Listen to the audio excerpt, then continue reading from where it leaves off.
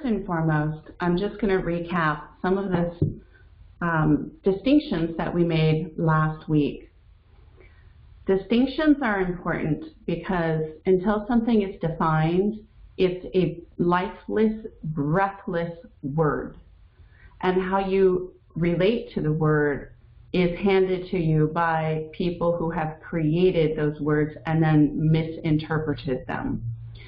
So to distinguish what abuse is what we're doing here in the first portion of this course. And when we're discussing abuse, again, we're not pointing fingers out at other people.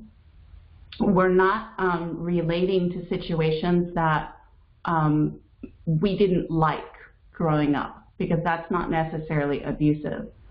How we're defining abuse is anything that is a lack of power, where you have the inability to make choices and decisions on your own, or where there's a lack or out of controlness with finances. Those are the three key pieces, because what happened in your history and what happened in your past, whether if it was abusive to you or not, equals a storage house of trauma in the physical body.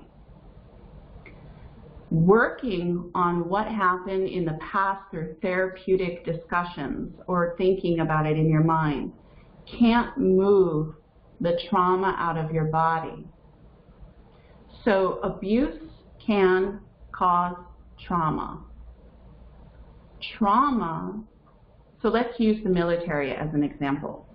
Let's say you go to a war. There is a lack of finances. You don't have power over your money when you're a soldier. You cannot make choices and decisions on your own. You are indebted for a certain amount of time to do exactly what it is that they want you to do, how they want you to do it, when they want you to do it. And your honor is dependent upon that. And you don't have the power to control your choices and your decisions. These things, when you're trapped inside of a dynamic, a corporation, a business, a religion, or a relationship.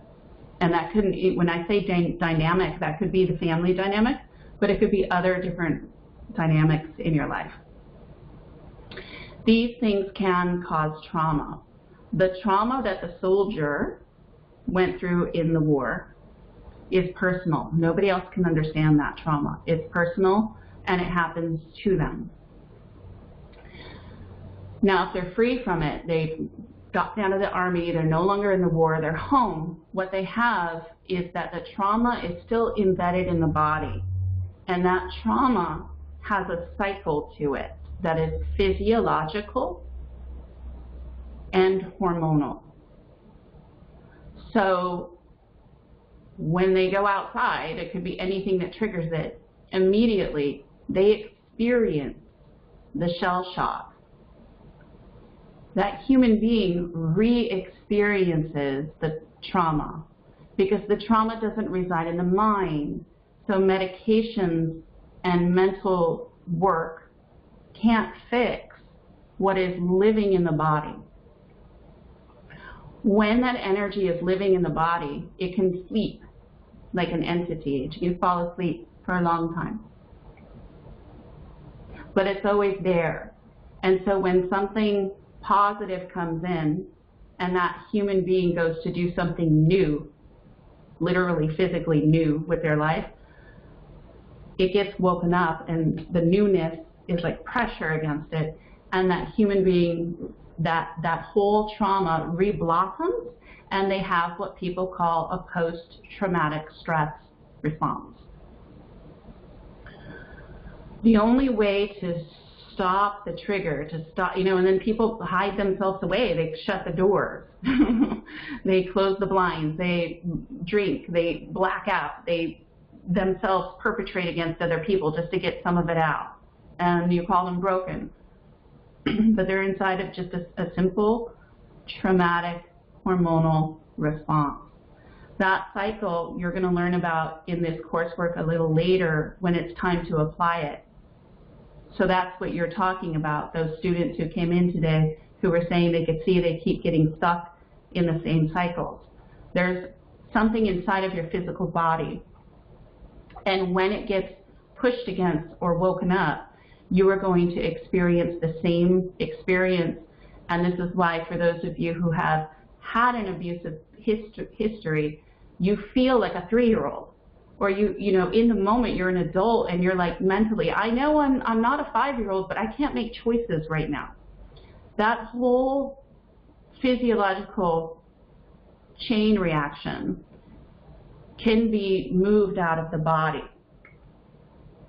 But you can't do it through thinking, you can't do it through hoping, and you can't do it through wishful speaking.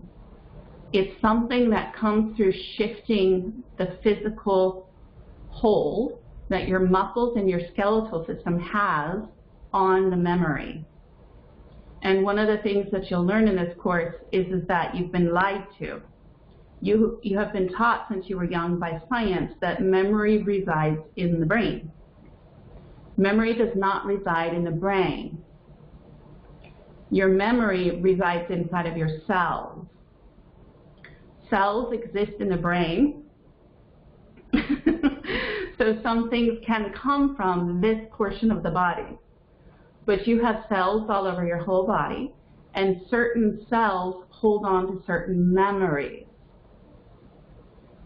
You have to get into the cell to move the memory out of the cell in order for a new energy to come in.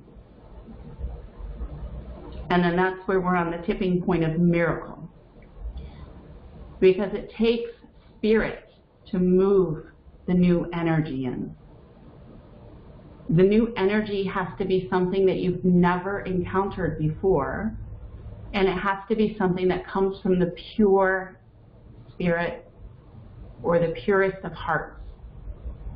That new energy has to impregnate the cell, and then the cell locks and it becomes fixed on the new pattern. One cannot break or change trauma or abuse. One can replace it with a higher energy. And when that energy gets locked into the cell in your physical body, then the body starts to generate new feelings, new experiences,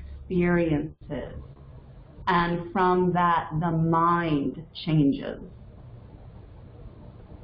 When the mind is influenced by the physical form, and your life is truth, whatever is happening in your life, it's all generated from your cells.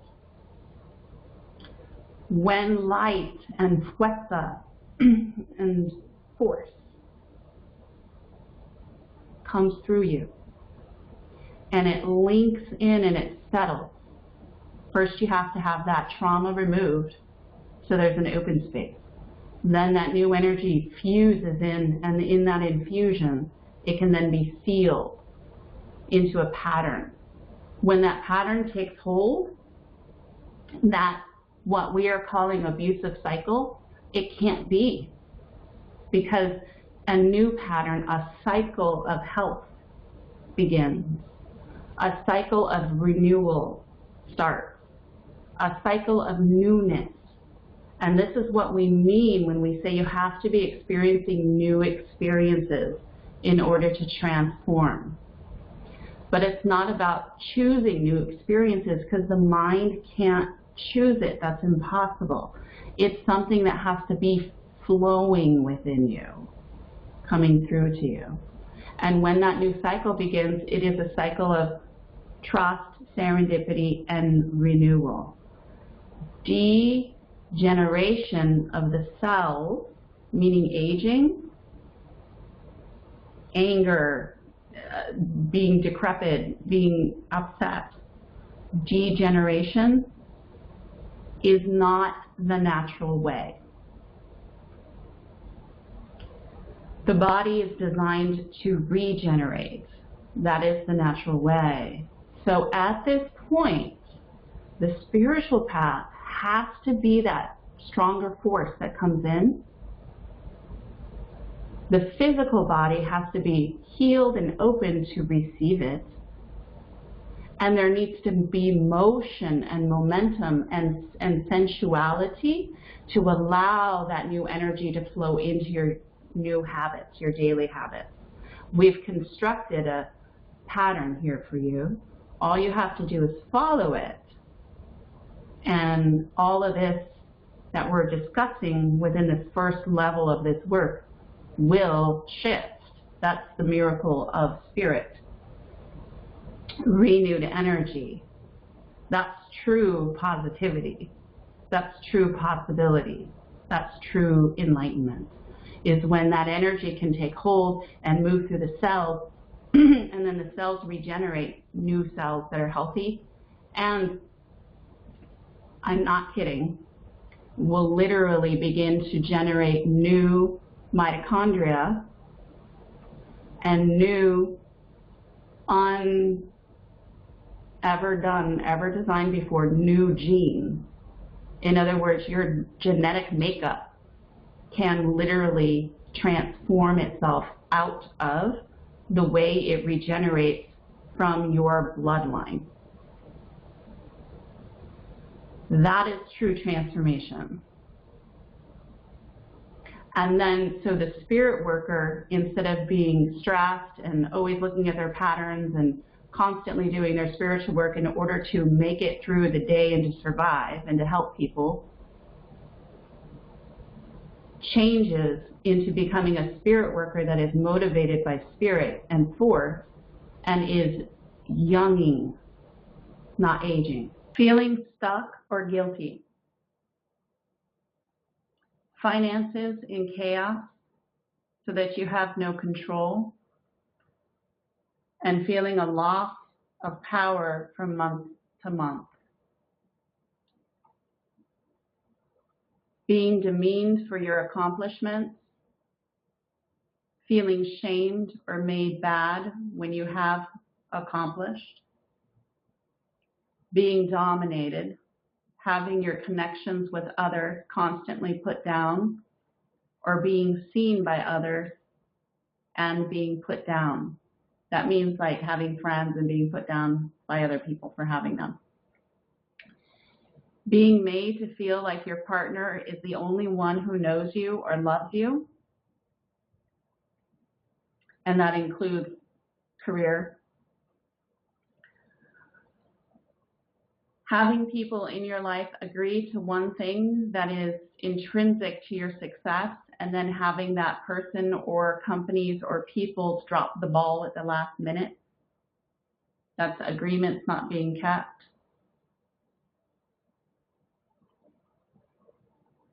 Being put on a pedestal, being taken down from a pedestal,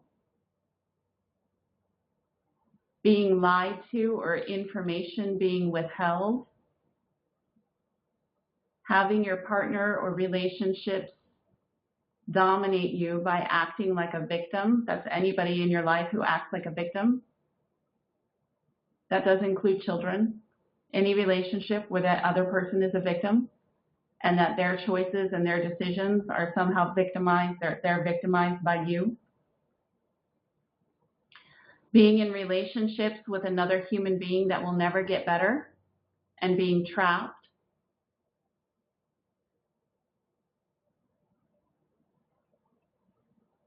Any place where you experience a lack of power is the dream. Any place where you don't have control over your finances, and any place where you experience being trapped. These are the dreams. The dream world is the world of entrapment. In fact, there's nothing you can do and nowhere you can go in the dream without being trapped by the dream. Allowing yourself to see and to feel the dream will allow you to also bring yourself aware to each of these points that we just discussed. And these are reference points. They're not the end-all be-all.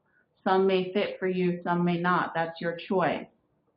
some may resonate with you, and there may be other points that you say for yourself is abusive. Remember, don't push the finger out at other people. This isn't about changing other people.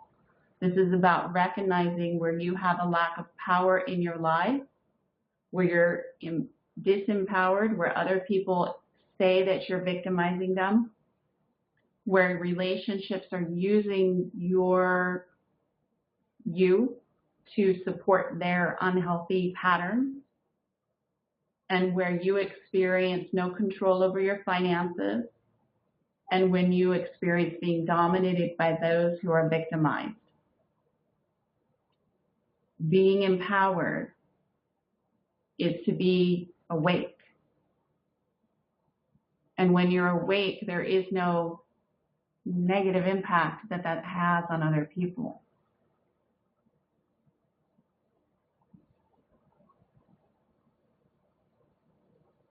In fact, when you're awake, it gives you the power to help other people. You can't help other people when you're stuck in the dream and in the cycle.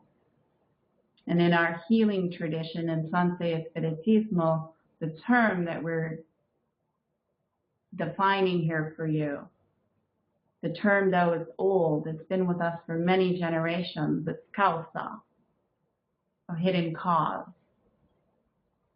And we have to keep reminding you the cause is not in your brain. It's the causa, it's in your body.